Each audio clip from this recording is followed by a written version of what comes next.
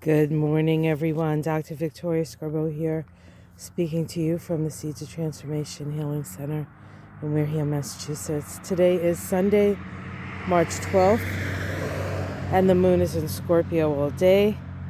You can see that the daffodils are getting bigger. We're supposed to be getting a storm this week. I think it's supposed to hit Tuesday. Today is Sunday, so we have another day before the nor'easter hits. It's coming across the country as we speak. Well, it's coming across the country, the system, and then when it gets over here, it becomes a nor'easter because it connects with the sea, the ocean breezes, as it were.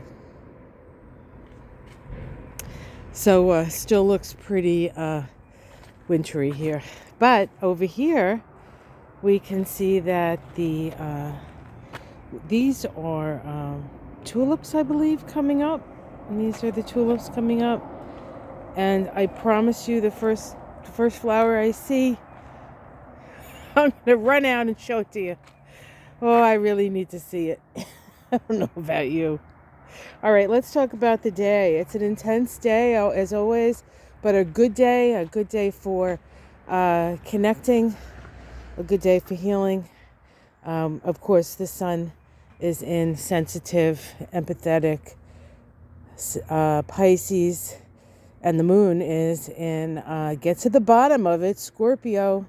And while there's definitely a shift in the way that each of these signs express their wateriness, they're still water, and so they trine each other, and there's definitely a flow.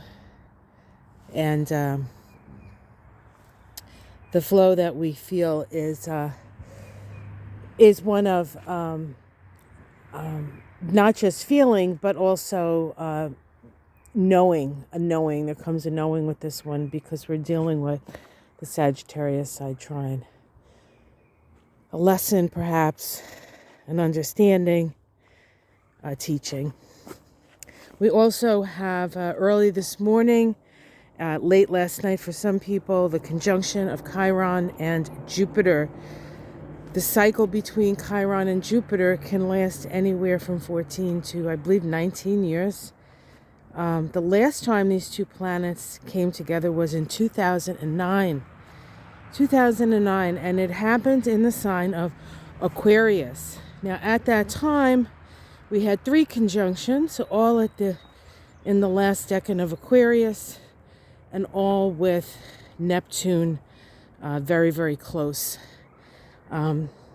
Interestingly enough, in a way, back then the conjunction was in Aquarius, and that deals with the wounds of isolation, alienation, or groupthink sometimes, or not thinking with the group and getting kicked out of the group.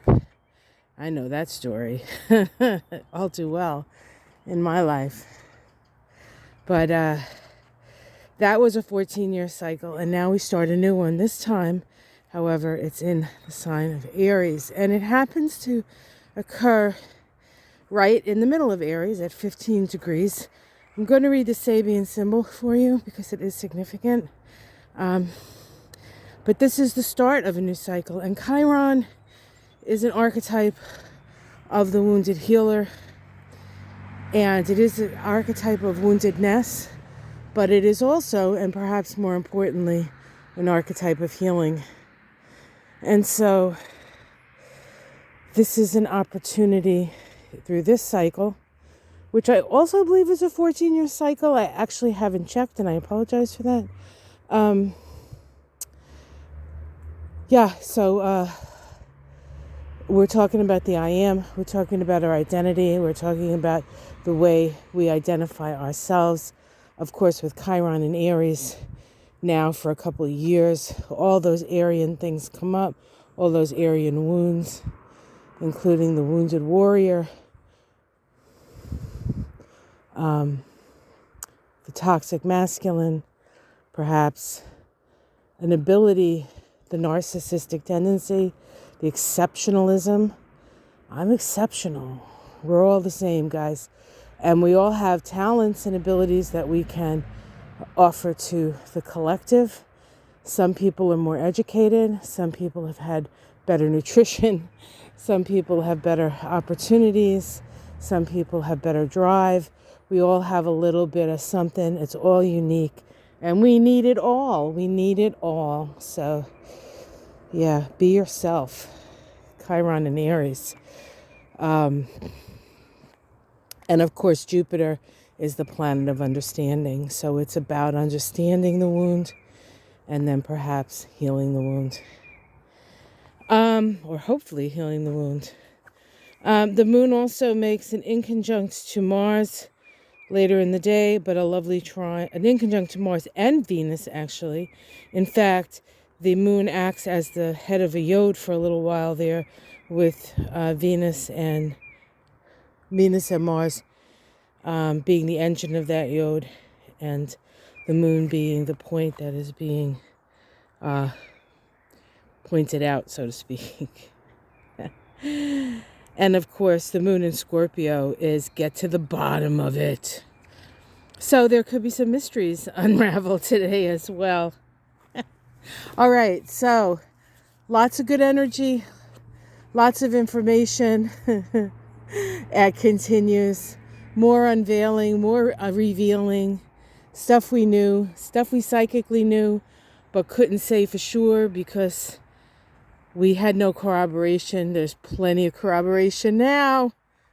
All right, let me read to you the symbol for 15 of Aries. This is from Jane Rudger's book, The Sabian Symbols. It says, an Indian weaving a ceremonial blanket. The keynote is projecting into everyday living the realization of wholeness and fulfillment.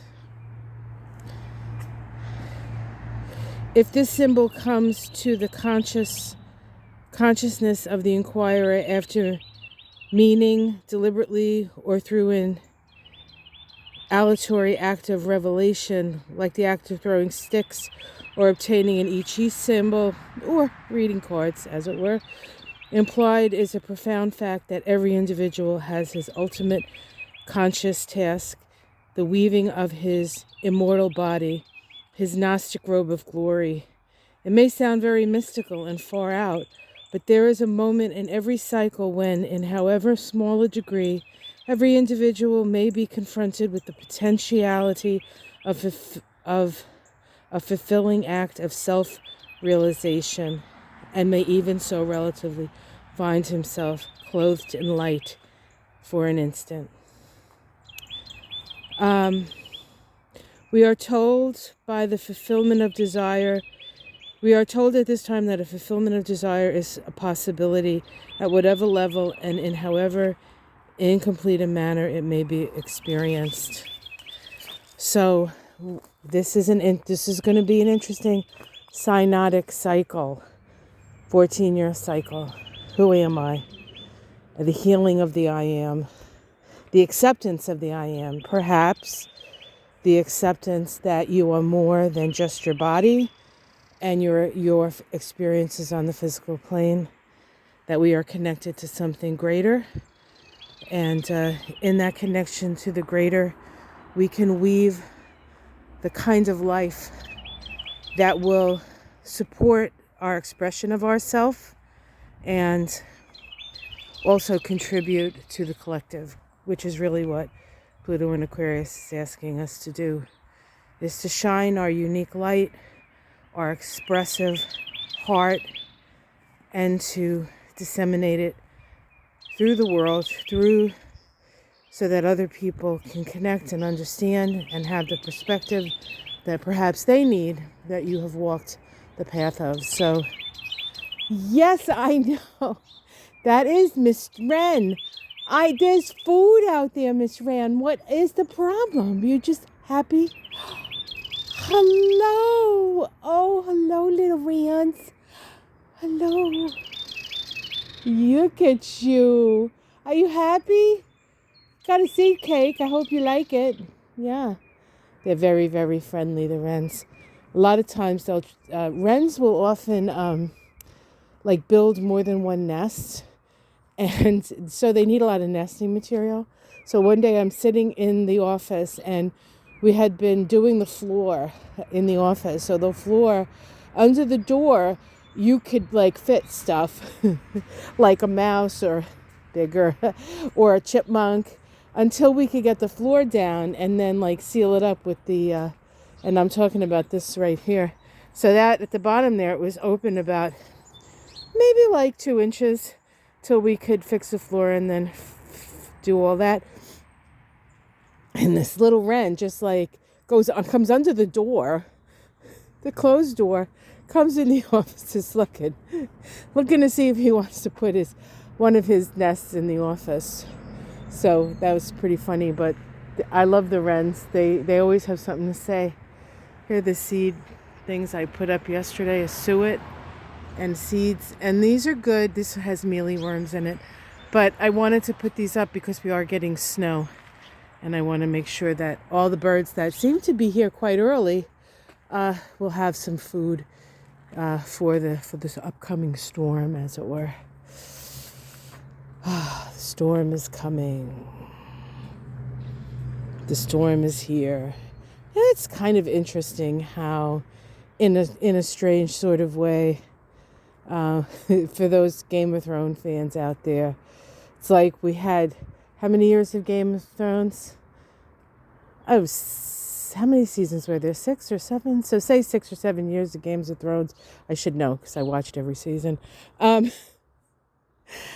About the White Walkers coming down and the dragons and the people coming together to save the people and all this craziness. And then we had our own Game of Thrones. Very interesting. Anyway, so as the game stands, the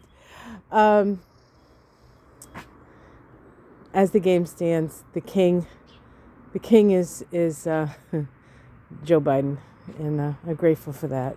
In this time of insanity, it's nice to have somebody who just sits down and listens and decides, I guess, consensus and all that stuff. That's how I assume it happens.